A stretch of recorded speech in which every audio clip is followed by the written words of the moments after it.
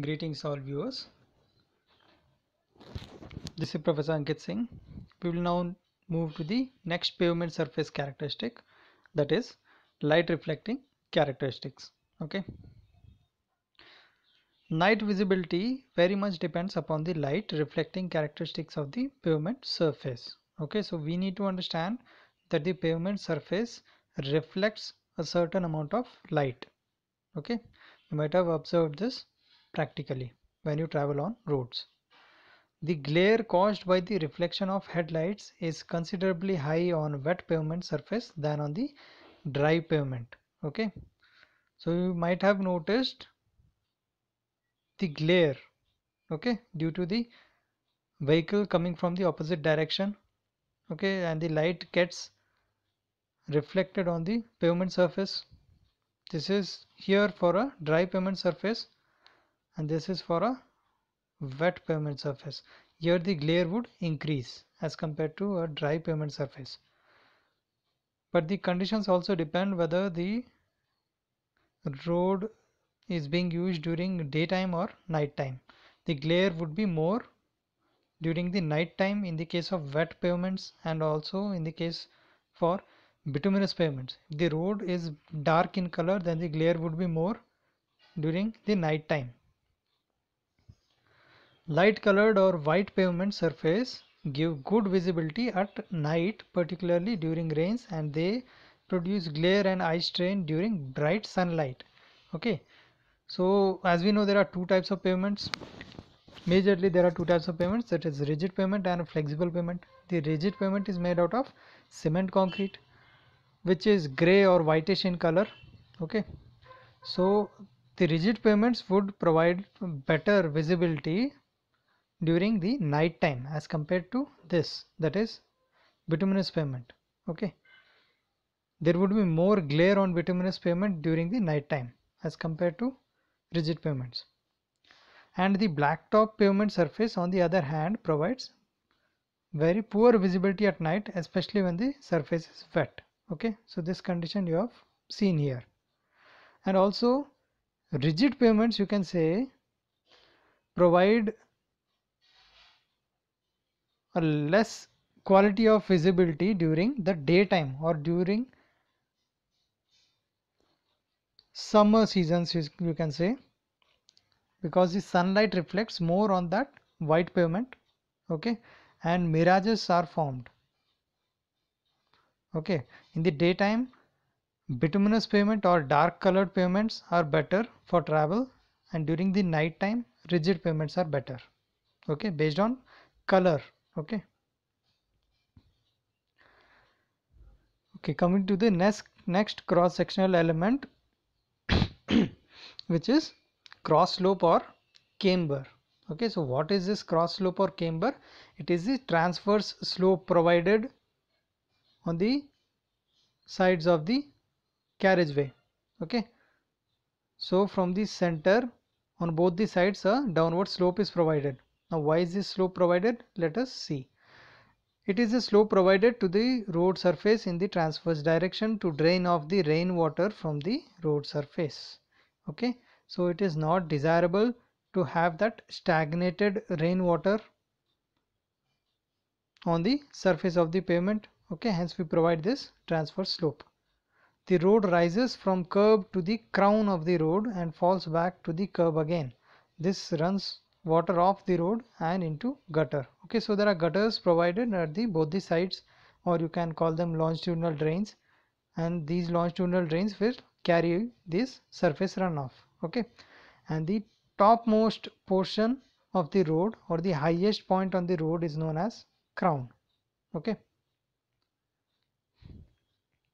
usually the camber is provided on the straight roads by raising the center of the carriageway with respect to the edges, like shown here, forming a crown or the highest point on the center line. So this crown would be formed, in general cases this crown would be formed on the center line of the road. The rate of camber or cross slope is usually designated by 1 in n and also in percentage. Okay, so this slope can be either designated by 1 in n or using percentage values. 1 in n would indicate 1 vertical to n horizontal. Okay, if we say 1 in 50, this means that 1 unit vertical drop or rise after 50 meters or 50 units of horizontal travel distance. Okay, following are the reasons for providing cross slope. We have three main reasons why we provide cross slope or camber: to prevent the entry of surface water into the subgrade soil through the pavement. Okay, so the subgrade soil is the lowermost portion of the road pavement. Okay, we do not want any water to enter that portion. Okay, because soil, in the case of soil, there are chances of expansion or swelling and also shrinkage. Okay, if there is water coming in and going out of that soil. Okay, and due to that shrinkage and swelling, there may be chances of undulation and also cracks on the pavement surface. Hence we do not want water to enter the soil subgrade. Hence we provide a cross slope. Okay, the stability, surface condition and the life of the pavement gets adversely affected if the water enters into the subgrade and the soil gets soaked. Okay.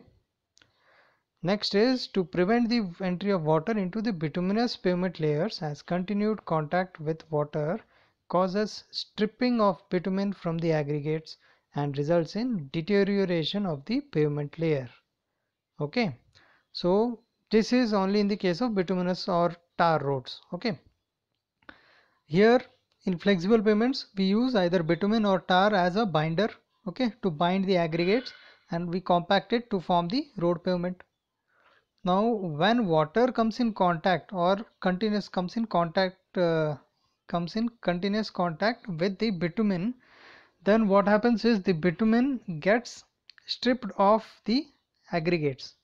This means that the bond between the bitumen and the aggregates breaks.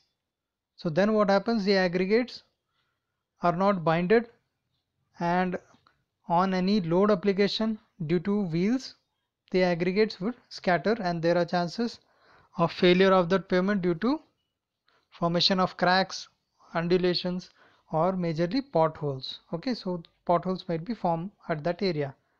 This results in the deterioration of the pavement layer. To remove the rainwater from the pavement surface as quickly as possible and to allow the pavement to dry soon after the rain, the skid resistance of the pavement gets considerably decreased. Okay, if there is water on the surface of the pavement, then there are chances of skid, and therefore the skid resistance would be less if there is water. Hence what we try to do is we remove the water from the top of the pavement surface as soon as possible by providing this camber or cross slope. So these are the major three reasons why we provide the cross slope. The required camber of a pavement depends on the type of the pavement surface and the amount of rainfall. Okay, these are the two conditions on which the camber slope depends on. A flat camber of 1.7% to 2% is sufficient on relatively impervious pavement surface like cement concrete or bituminous concrete. Okay, if the surface is relatively impervious, it does not allow water to pass through it, then a flat camber can be provided of about 1.7 to 2%. Okay, now what does this mean? 1.7% means 1.7 divided by 100, that is 1.7 units vertical to 100 units horizontal. And what does 2% mean? 2 units vertical to 100 units horizontal.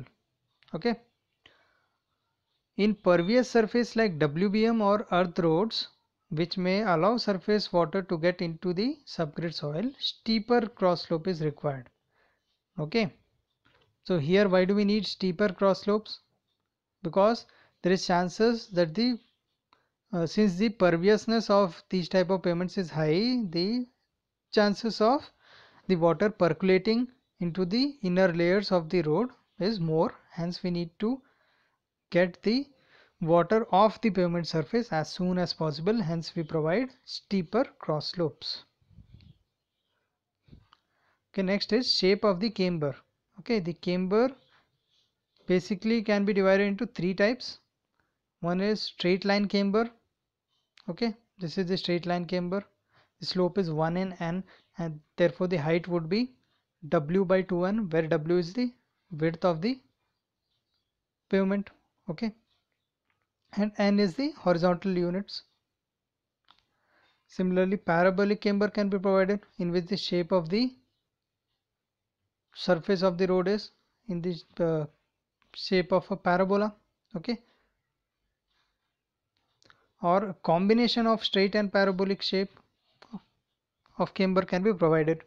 Okay, here some portion is straight and at the mid portion is in the form of a parabola. Now there are few recommended values for camber as per IRC depending on the road surfaces and the rainfall conditions. Okay, so these are the standard values.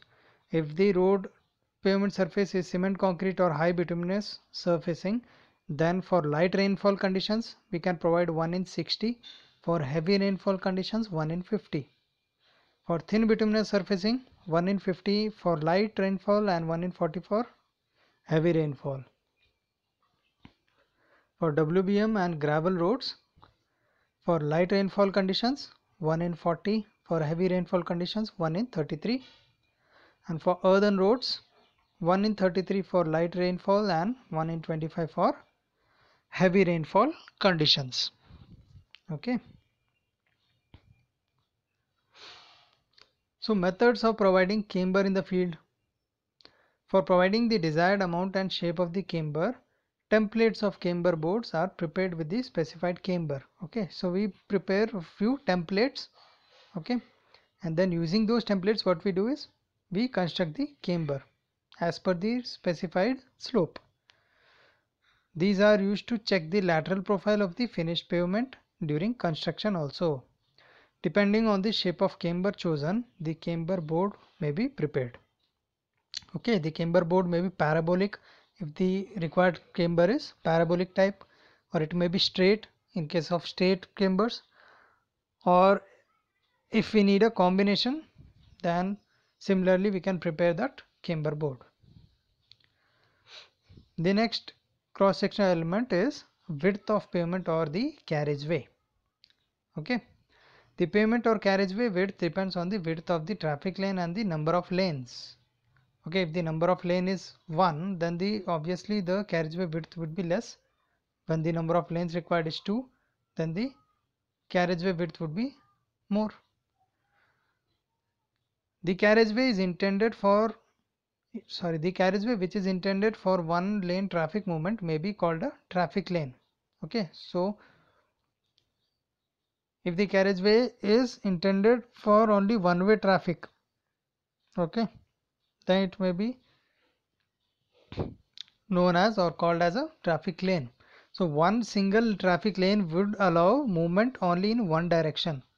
This is in the ideal case. This is how we actually design. The lane width is determined on the basis of the width of the vehicle and the minimum side clearance which may be provided for safety. So as per IRC, the standard width of the vehicle, okay, what we consider is 2.44 meters. And for in the case of single lane, what side clearance do we consider? 0.68 meters on both sides. Hence, we would get single lane width of 3.75 actually, or we can write it as 3.8. Okay, so this is 0.675, this is 0.675, and we get 3.75 of single lane width. And in the case of double lane, 2.4 would be same, but here the clearance what we provide is 0.53 on each sides, and here 0.53 plus 0.53 would be 1.06. So when you add up all this, you will get 7 meters. When the site clearance is increased up to a certain limit, there is an increase in operating speed of the vehicles and hence an increase in the capacity of the traffic lane. Okay, if we increase the site clearance, then there would be increase in the vehicular movement speeds. A width of 3.5 meters is considered desirable for a road having single lane for vehicles of maximum width 2.44. Okay, this has been misprinted here. This is 3.75. Okay, width of 3.75 is required for single lane road. For pavements having 2 or more lanes, width of 3.5 meter per lane is considered sufficient. Yes, when there are multi-lane roads. Okay, in the case of single lane road, the width should be minimum 3.75, and if there are multi-lane roads, for example here it is 2 lane, therefore one lane could be 3.5 plus 3.5, it would be 7, and if there were 3 lanes here, it would be 3.5 plus 3.5 plus 3.5, okay, which would be 10.5 meters.